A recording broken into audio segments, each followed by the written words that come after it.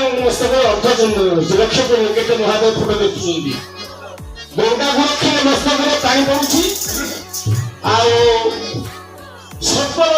पेटरा ठंडा विष से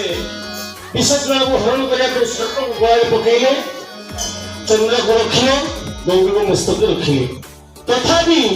से विष जल हरण होगा से महादेव से अचेतन हो पड़े से विष को महादेव सब तपस्या रही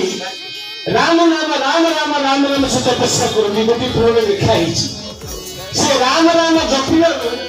से विष पेट भर न जाए कंठर रहा राम राम नाम केते महात्मा प्रभु रामचंद्र राम केते महात्मा से राम नाम जपिल से विष कंठर पेट